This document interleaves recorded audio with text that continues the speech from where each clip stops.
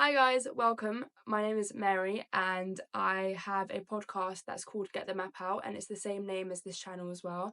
I've been doing this for about a couple months now and I've had 8 episodes out already, and they're about the most random things. I've got two where I'm with my sister speaking about life, and she just completely attacks my whole life choices. Every single choice I've made, especially in the dating realm. Um, and then also I've talked about my sleep paralysis, my experiences with that. I've also done a bit of research into the science behind romantic love, and also for Halloween, why Halloween exists. So there's been a lot. I thought I might as well make it a bit more personable now, have my face here as well, and then post on also YouTube as well, which is why I'm doing this, and I'm also filming it around Christmas time. It's actually my birthday tomorrow, the 29th of December, so I don't know when I'm going to be posting this, but tomorrow's my birthday. Christmas has just been, and I'm looking forward to getting into today's topics with you. Hey guys, welcome back. Today is slightly different. It won't be for you guys, you won't be able to see anything, but I'm also making a YouTube version now. I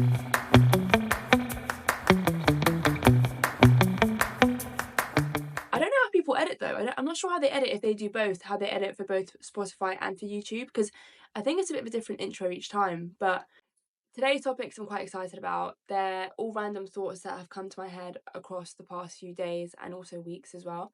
One of them is just in time for my birthday. It's about crying on your birthday, and I feel like it's a bit of a universal experience that a lot of people can relate to. I've got friends who can relate to this as well. I've also got friends who can't, because I've spoken to them about it and they're like, what are you on about? Like, why are you okay? And I'm like, you don't get the vibe. You don't understand the vibe. It's not for you. And then I also want to talk about men with daddy issues, understanding why they are the way they are, and when it comes to dating them, how that comes across in them, and potentially how to avoid potentially guys who have daddy issues. People love talking about women with daddy issues, and I think there's a lot to be said about guys with daddy issues. Anyway, the last one as well is all about Raya, why I don't like it, why I think Raya is a walking red flag. Well, if you're a guy and you're using Raya, why I think that's a red flag. Why I don't want to be dating you, if that's the case. Disclaimer though, before anyone says anything, I was on Raya for a month and I hated it. I didn't like it and I wouldn't get it again and I wouldn't do the membership again. Okay, cool. Let's get into it. So, crying on your birthday.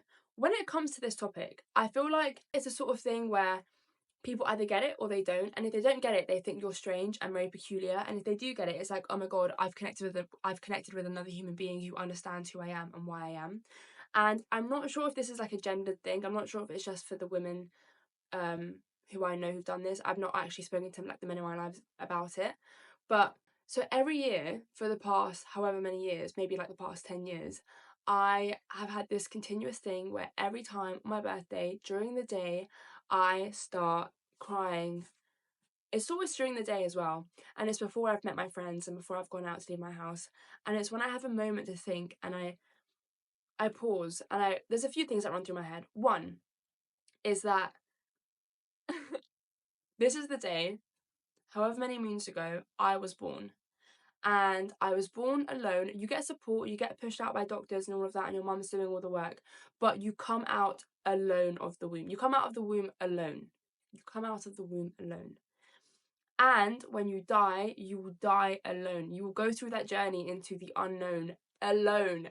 And I don't know why, but that one kind of feels really liberating, and two at the same time feels really scary, because we genuinely have no idea what's going to happen after we die. Everyone speculates. Some people believe in God, others believe that we become one with the trees again.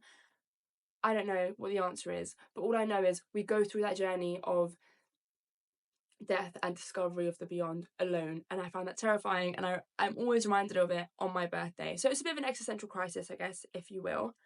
And then also it's just thinking about the goals that I have. I don't really have any specific goals that I set myself, but more vague goals and where I want to be and where I am now, and am I really maximizing my life to the fullest potential? I don't know if that's the truth. I don't know if I can say that really right now. And what would maximizing my life right now look like? What would be the best version of myself right now? What would be the dream come true life that I'd be having right now? I don't know what that would look like. But I do try to every day center myself with the idea that, like, okay, I'm happy, I'm healthy, I'm alive, and then everything above that is just another blessing. So I do try and ground myself, but on my birthday, it's just extra. The presence of that idea is just extra there. Like, it's just in the open, and you really have to think about it, like where you're going. And I hate that feeling. Maybe not everyone does that. Maybe not everyone. Maybe everyone, like, maybe other people have a really good time on their birthdays and they don't think about these things, and that's fine. That's great. And I do end up having a good time in the evening. It's just during the day where just I get these thoughts popping into my brain, and I'm like, what? How do I navigate this? And it's something you can only navigate alone. But I will say, the minute my friends come around, the minute my family is around me, all of that, like, dissipates into the air, and I'm at peace again, and I'm very present, and I'm very grateful to be in the moment with the people I love. So, having said that, I am actually really looking forward to my birthday tomorrow. All I'm doing is going on a walk with people, with some friends in a park, and then we're gonna go to a pub and have a few drinks. And that's all I want. That's all I want. I don't like anything extravagant. I don't need anything big, and I just want everyone to be happy and healthy and to love each other. I sound so hippie, but I just want everyone to be happy on the day. So those are the few things that go through my mind on my birthday, and I probably will go through that cycle of emotions tomorrow morning, and that's fine, and that's okay, and I'll get myself out of it. But it's just something that I want to know, like, do other people feel this way? Do other people feel that, like, existential crisis every time they wake up on their birthdays, or is it just me? I'm sure there's a lot of other people that do that. I'm sure I'm not the only one. I've got other friends who relate to that. But I was saying this exact thing to another friend recently, and she was like, "Are you okay?" And I was like, "Oh, yeah, I think so." I need to stop having existential crises. I used to have them quite a lot when I was younger, when I was a teenager, like 16, 17, going through that, like, nihilistic, what does the world mean? What does life mean phase? And I was so annoying to be around, and I was like questioning everything around me. And now I feel like I've got to a point where I'm like a positive nihilist. Like, I don't really think there is much meaning to the world. I don't think anything innately makes sense, but that's why we have the power to choose what to give meaning to and what gives us meaning. And I think that feels really liberating to me, and I quite enjoy that, and I really enjoy that. And I think the choice, having that choice, whether it's a fake choice or not, whether it's real or not, still it feels like a choice to me. I know some people might believe in, like, predestination, but I don't really know about that. All I know is it feels like I'm in power and I'm in charge of my life, and I'm going to keep doing what feels right for me. And I feel like that's quite a liberating feeling. So I'm quite, I would say, a positive nihilist now. So I'm looking forward to the birthday cry tomorrow. It's going to be very liberating. Okay, the next thing I want to speak about, men with daddy issues. Okay, I feel like as a society, we love talking about women with daddy issues and what it means and how they are and why they are and all of that. That kind of sounded like a song. But I feel like there's a lot to be said about men with daddy issues and, like, the way they grow up to be and what they then choose to do with their lives and how they connect with the women in their lives. Because I believe, and as I said in the TikTok that I made about it yesterday, not every single guy with daddy issues grows up to be this man. I know there are a lot of guys out there who come from loads of different backgrounds who grow up to be really respectful, kind, considerate, and honest young men and gentlemen. I get that. I'm not talking about those men. Those men are great. I'm talking about the ones who, yes, they have daddy issues, whether their dad's physically present and emotionally distant, or whether they're just, like, not in their lives really at all. These are the guys who sometimes they grow up to only seek validation and emotional connection with and from other men. They don't care about connecting with women in their lives. They don't care about having conversations with us. I don't think they see us as people that they can have stimulating, interesting conversations with. I think they see us as people who potentially they could date, someone who they can have on their arm as, like, eye candy, maybe like a trophy, like, wife or a prize or something. But I don't think they actually feel like they can develop deep connections with us. And I think all they care about is the validation of the other men in their lives. This manifests through them, like, having, like, the quote unquote, like, youngest and most attractive girl, or like the best house and the best cars and luxury boats and all of that, and, like, doing all of these things to, one, impress the other, like, quote unquote alpha males in their lives, and two, to compensate from, like, with their own insecurities about their own relationship with themselves. And I think these are the sort of guys who then go on to, one, host, and two, watch these alpha male podcasts and learn from each other, and about like how what it means to be like the alpha male, and to like manipulate anyone to doing anything you want them to do and stuff like that. Like, I think that's the sort of vibe I'm talking about when I think about guys with daddy issues. And I think it's so funny though as well. What I find interesting is I feel like a lot of the times these guys with the daddy issues, from what I believe to be true, they are the ones who have the most to talk about women and women's behaviors and what they do, and like women with daddy issues. Like, they're the ones who have the most to say about this. And I think it's because they genuinely don't know how to have a relationship with the women around them, and they believe these things that they tell each other about like women and why we are, and like what, like who we are. And I think it just facilitates so much distance between these men and the women in their lives. And I don't think they see us as people that they can have genuine fruitful conversations with and connections with. And I think it's really sad. I do think though, like, no matter what background you come from, no matter where you are, no matter where you're going, no matter what trauma you've been through, when you get older, when you get to adulthood, it's your duty to then unlearn all of the negative things you've learned growing up. And this is for myself as well. Like, I know there are things that I have to unlearn from when I was young to make myself the more enhanced and like highest version of myself. And I think, like, for example, with like these men with like daddy issues who potentially find it difficult to connect with the women around them. Like, if you want to have a genuine connection with a woman, you've got to do the work to then get that connection going. Because if you don't put work into yourself, if you don't question like, why can't I have like meaningful relationships with the people in my life, with the women in my life, question yourself, reflect. We all have to do it. We all have to go through that journey. And if you want to, you will. And if you don't want to, you won't.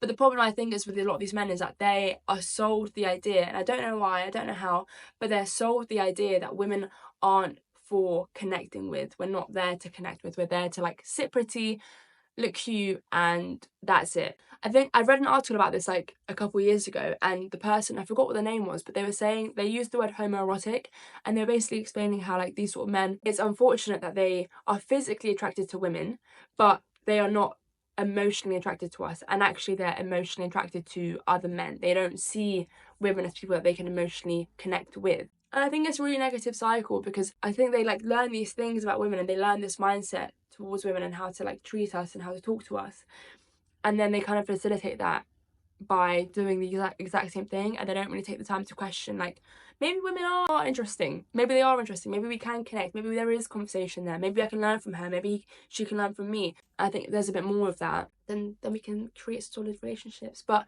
one thing I will say as well is, you cannot change a man with daddy issues. You cannot. You cannot. And I think a lot of the times the guys with daddy issues are the ones who promote themselves as these like alpha males, these no one can knock me down male archetype, like I am the blueprint of what a man should be. That vibe, if you're dating that vibe, I pray for you. I pray for you. Because that sort of man, I don't think will ever see you as someone he can have a meaningful relationship with. And by meaningful, I mean learning from each other, learning with each other, growing, consistency, being kind and honest and respectful. I just don't see that. Maybe I'm wrong. Maybe I'm wrong. And then also I want to make a point about like, maybe there are, for some people, they don't care. For some people, they don't necessarily want to have that sort of type of relationship, and that's also fine as well. Like, if you want a relationship where like it's a bit more transactional in terms of he's buying me this and that, and like I can just do my own thing, and like I don't need that emotional connection with him, and that's also fine as well. Like, that's your own choice, that's your choice. But what I'm saying is, if you want to have a deep, meaningful connection with someone, and you're dating a guy with daddy issues, oh my god, you're going to be waiting for a long time to have like a solid connection. I don't think it's going to happen, because no one will change. No one ever changes unless they actually actively want to themselves. They never will. And a man with daddy issues will not change for you.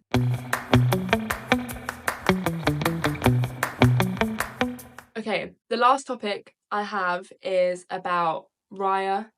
I said in the beginning of the video, I was on Raya for a month. I got the membership because it just sounded kind of like fun, and I was pulled into it because of the exact reason why I don't want to date people for it if they're on it. So I went on it because I'd heard that it was like this cool like exclusive thing. You can date like really interesting people. It was all like celebs and influencers type vibe. So I thought like, I'm gonna try and get on it and let's see if I do. I did. I got on it, and from the minute I got on it, for me personally, if I'm going to be on a dating app, I want to be on one because I want to potentially explore a genuine connection with someone. And the minute I was on this app, I realised that is never going to happen. That is never going to happen, because a lot of the guys that were on there were, like, in their bios, the only thing a lot of these guys had were their job titles, and a lot of the time they worked in finance. It was either private equity, hedge fund manager, all of this. Like, if you're putting that at the forefront of what you do, I don't know, I just think you're trying to pull women in for a certain reason and a certain objective. And then also their photos were always like on a yacht, on a private jet, or in an exclusive like place or whatever. It was all extravagant, all like crazy, crazy money. My job is crazy. Like, look at me, flashy. And like the conversations I was having weren't anything that interesting. Like, it wasn't mind blowing. And I thought, I don't want to be on this. I left it and I've never been back since. And then I realised as well, like, since then, guys that I've dated who, when I've spoken to them about it, I've asked their opinion, because I want to see their opinion. Because in my head I thought, and I still think, if a guy that I'm dating likes the idea of Raya and they're still on it and they've been on it for a while, that shows me that you value different things to me in life, which is fine. But it just means that we shouldn't be together because we're not going to have much in common. Like, if you enjoy that app, for me, you probably will base a relationship on different things from me. So you might base it on more maybe like material things, because it's all based on exclusivity. And I think if you're being pulled in by that, then it shows me that that's what you value, and that we're not going to have the same values. Don't get me wrong, I like nice things, I like being at nice places, I like talking to people, and I like meeting different people, and I completely get that. I think if you live in like the Western world, you're always going to be material to some degree, because there's so much out there to consume and to buy. Like, I like nice things, don't get me wrong, but I wouldn't want to base a relationship on that. And I think any guy that I've dated who told me that they like Raya, they have shown themselves to be the sort of guys who value like maybe the more like surface level things in life. Like, for example, they would tell me, oh, like, I met a girl on there whose brother was in a band, or like who's this and that, blah blah blah. Like, I don't care. What I want to know is, do you have secure attachment style? Have you reflected on your past childhood traumas, and have you implemented those reflections into your life? That's what I want to know. That's what I want to connect with you on. I don't care about, is your uncle's son's grandson in a band? Like, I don't care. Like, that's great for them, great. But if that's all you can give to me, that's the only sort of conversation we can have, we're not going to get very far, are we? We're not going to. But then also, like, don't get me wrong, if someone was on Raya in the past and they've left it and they reflected on it, like, that's different. And at the same time as well, if I'm dating a guy and they're on it still, but then we have a conversation and like I explain my point of view and they explain theirs, and we get to a point where we've like learned from each other, and maybe he says, oh, like, I never thought about it that way, maybe I was being pulled towards it for a certain reason or whatever, then like that's also amazing. Like, growth is great. Like, you can't stop someone from growing. If they grow and they learn, then that's amazing. What I'm saying is, if I'm dating someone and they tell me, I love Raya, like, I love what it's about, then you're not for me, and that's fine, because you're going to be for someone else. But you're not for me. I don't know if a lot of what I've said makes sense. I hope it does. I hope that the podcast was recording, because if not, then that just won't be helpful for me. But my head is like scrambled, because I start with one point, but then that point leads into all the different points that I have in my head, and then it kind of makes like a chain of like really messy points, but they all make sense to me, so I hope they make sense to other people. If you agree or disagree, like, let me know. I'm here for the conversation, as long as you don't hate. But like, speak to me, I want to learn, and these are all just my opinions. I could be wrong about everything I've just said, so and I might not agree with myself in 10 years time, because that's also what growing is. Yeah, I hope you guys enjoy the rest of your day, and I don't know when I'm going to post this, but if I've posted it before the new year, then I hope you have a great New Year's Eve. If I've posted it after, I hope your first week of Jan is going well. Imagine if I post this in like Feb. I won't. Surely I'll post it by tonight, hopefully. I've got nothing else to do. But anyway, I'll talk to you guys soon. Bye.